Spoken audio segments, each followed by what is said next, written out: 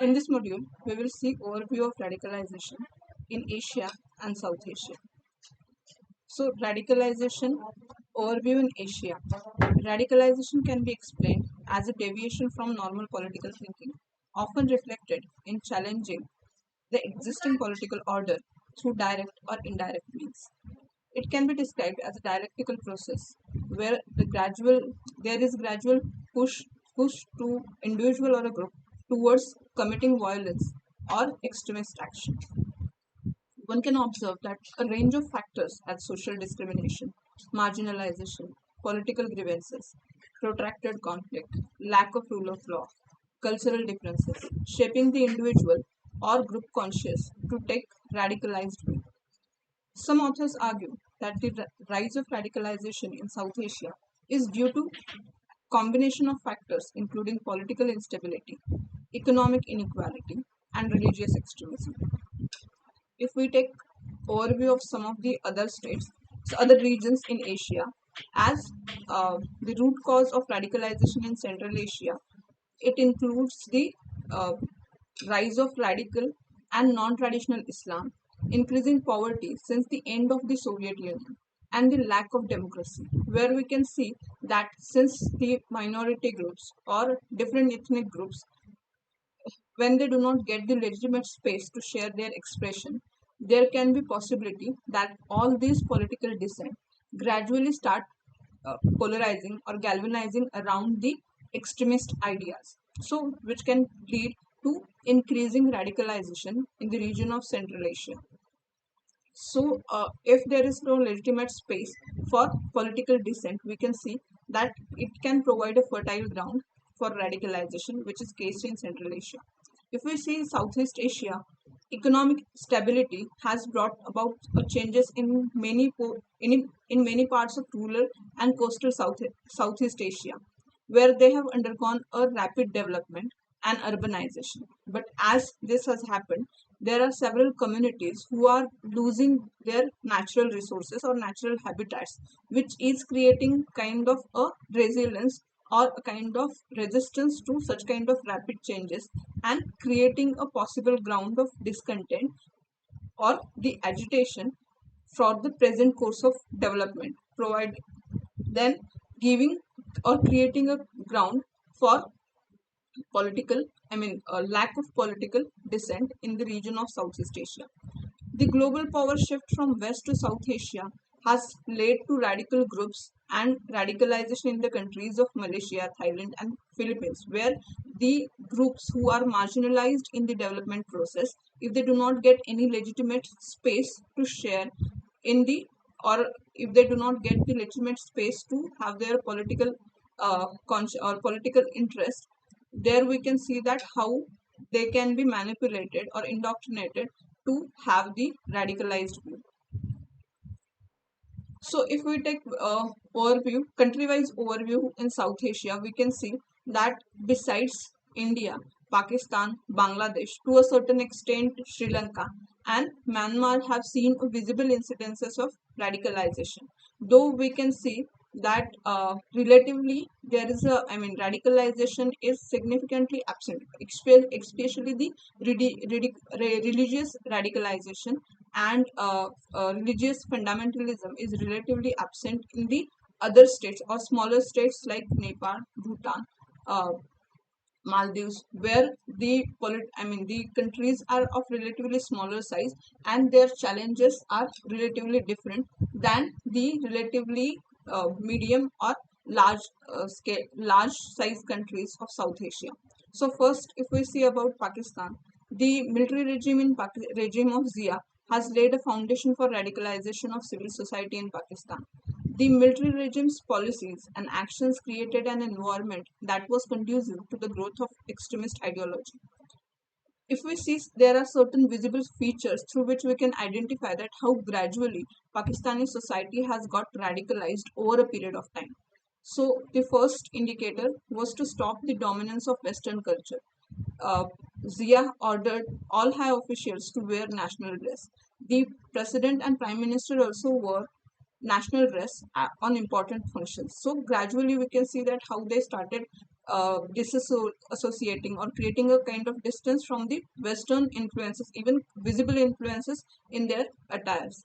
Zia, Zia's gender policies were another significant parameter where we can observe that how any particular society they start getting radicalized, what kind of parameters we can visibly see, or the transformation we can see in any particular society, where Zia's gender policies were set to impede the socio-economic and political development of Pakistani women.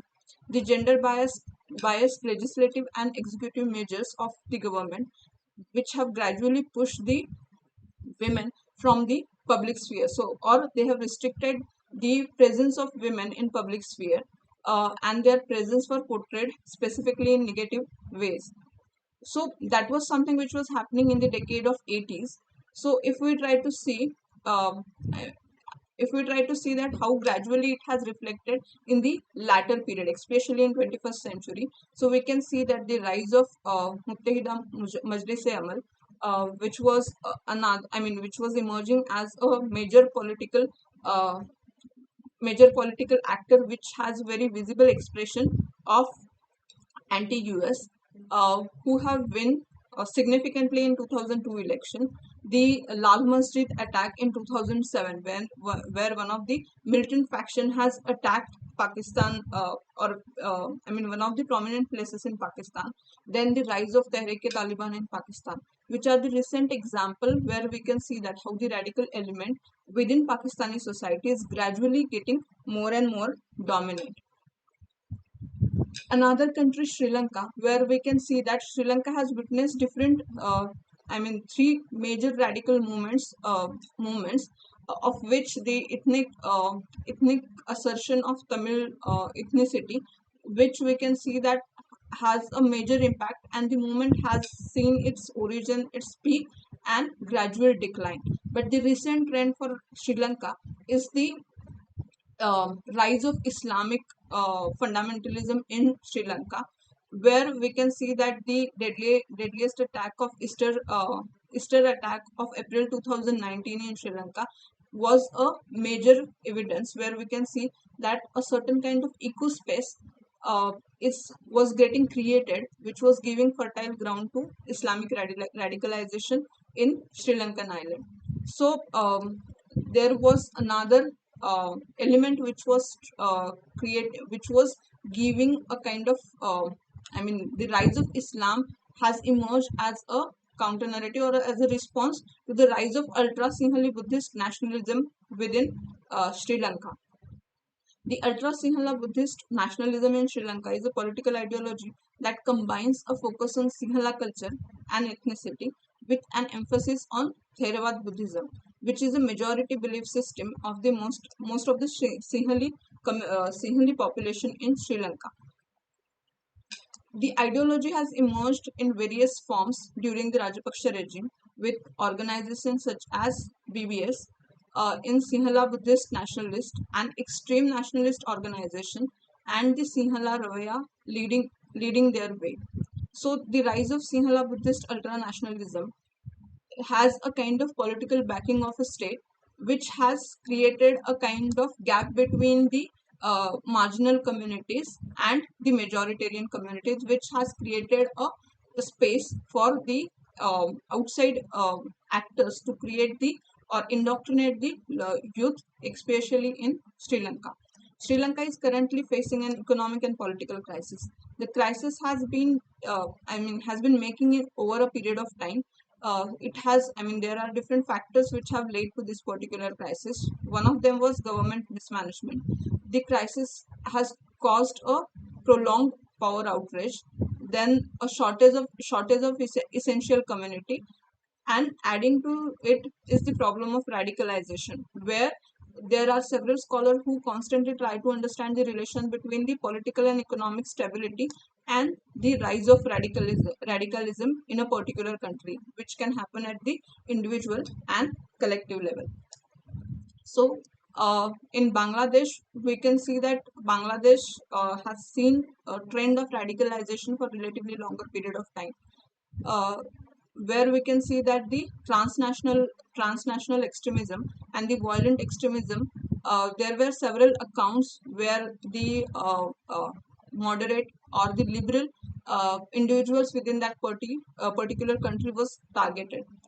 In the past decade, Bangladesh has witnessed a meteoric rise of the radical Islamist group on one hand and increased public display of religiosity on the other hand, which is a kind of comparative example with Pakistan, where Pakistan has seen a rise of religiosity at the societal level over a period of 2-3 decades. We can see that in case of Bangladesh, that has happened in relatively short span of time. Surprisingly, where we can see that even the urban educated youth is getting indoctrinated, and several scholars consider that this particular lack of sense of identity or belongingness giving rise to such kind of radicalization within that particular country. So according to the report of Global Security and Disaster Reduction Center, the key factor behind the radicalization in Bangladesh are high level of corruption in the country and the emergence of more radical Islamist group and their intimidation